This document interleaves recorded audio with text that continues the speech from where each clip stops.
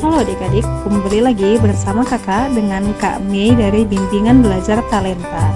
Nah, jadi hari ini kita akan membahas mengenai metabolisme lemak ya. Jadi sumber energi utama dari dalam tubuh kita yang kita butuhkan ialah ada karbohidrat, kemudian ada lemak sebagai cadangan energi, dan terakhir ada protein. Nah, jadi pada video kali ini kita akan membahas mengenai metabolisme lemak. Makanan berlemak sering menjadi penyebab kenaikan berat badan, dan tak heran jika makanan yang mengandung lemak menjadi makanan yang paling dihindari oleh para pejuang diet. Lalu, bagaimana nasib lemak di dalam tubuh kita? Nah, ternyata lemak di dalam tubuh kita juga mengalami proses metabolisme. Kita harus tahu apa yang dimaksud dengan metabolisme. Nah, jika dikatakan dengan metabolisme dapat diartikan sebagai serangkaian reaksi kimia yang terjadi di dalam tubuh makhluk hidup. Nah, lemak itu sendiri merupakan ester yang tersusun dari 3 asam lemak dengan 3 gugus alkohol dari senyawa gliserol. Adapun fungsi lemak dalam tubuh kita ialah sebagai cadangan energi dalam tubuh. Nah, ketika tubuh kita kekurangan karbohidrat untuk dipecah menjadi glukosa yang akhirnya akan menghasilkan energi, maka cadangan energi dapat dipecah atau dapat dihasilkan melalui proses pemecahan lemak. Nah, fungsi yang selanjutnya adalah mencegah kehilangan panas pada tubuh. Nah, untuk proses metabolisme lemak dalam tubuh, terjadi dalam bentuk trigliserida lemak. Kemudian disintesis menjadi 3 asam lemak dan gliserol. Nah, asam lemak dan gliserol inilah yang akan masuk ke dalam metabolisme energi. Pada prosesnya, gliserol dan asam lemak memerlukan glukosa untuk memasuki siklus Krebs atau yang sering kita kenal sebagai siklus asam sitrat. Sehingga gliserol dan asam lemak dapat diubah menjadi energi dalam bentuk ATP atau adenosin trifosfat. Nah, contohnya ketika kita makan keju, maka keju akan dihancurkan dan akan dicerna oleh garam empedu yang akan membentuk molekul lemak. Kemudian molekul lemak ini akan diuraikan oleh enzim lipase menjadi molekul asam lemak dan gliserol. Nah, kemudian molekul asam lemak dan gliserol inilah yang akan diabsorpsi atau yang akan diserap oleh jonjot usus halus. Nah, kemudian akan diubah menjadi senyawa yang diperlukan oleh jaringan. Nah, hasilnya nanti dari proses pengabsorpsian itu, sebagian besar disimpan dalam jaringan adiposa dan sisanya itu akan diekskresikan melalui ginjal dan paru-paru.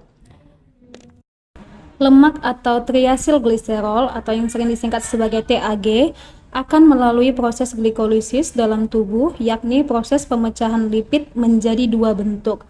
Bentuk yang pertama akan dihasilkan gliserol, kemudian bentuk yang kedua akan dihasilkan free fatty acid atau yang sering disebut sebagai asam lemak bebas. Lalu bagaimana nasib gliserol dalam tubuh kita? Gliserol merupakan komponen pecahan dari triasilgliserol yang kita tahu bahwa triasilgliserol terpecah menjadi free fatty acid atau asam lemak bebas dan gliserol yang nantinya gliserol itu akan berubah menjadi gliserol fosfat. Nah, kemudian gliserol fosfat ini akan diubah menjadi dihidroksi asetat fosfat. Nah, yang perlu kita tahu bahwa dihidroksi asetat fosfat tidak hanya berasal dari gliserol, tetapi juga bisa berasal dari fruktosa 1-fosfat dan fruktosa 1,6 bifosfat. Nah, selanjutnya dihidroksi asetat fosfat ini akan diubah menjadi gliseraldehid 3-fosfat. Nah, gliseraldehid 3-fosfat ini akan melalui proses glikolisis, kemudian akan membentuk asam pirufat, yang selanjutnya asam pirufat ini akan menjadi asetil koenzim A. Nah, asetil koenzim A inilah yang akan masuk ke siklus Krebs.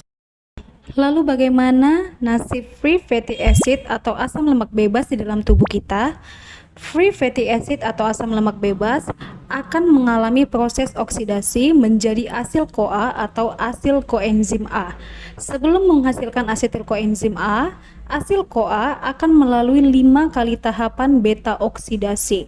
Nah, selanjutnya setelah dihasilkan asetil CoA, maka asetil CoA akan memasuki yang namanya siklus Krebs untuk nantinya menghasilkan energi. Nah, selain asetil-CoA dimasukkan atau masuk ke dalam siklus Krebs untuk membentuk energi, asetil-CoA juga akan melalui proses ketogenesis atau proses yang menghasilkan badan keton atau keton badis. Keton badis ini akan banyak ketika pada kondisi ketoasidosis atau pada kondisi tubuh memiliki penyakit diabetes mellitus. Efek dari peningkatan produksi badan keton atau keton badis akan menyebabkan pH tubuh akan semakin rendah atau dalam kondisi asam.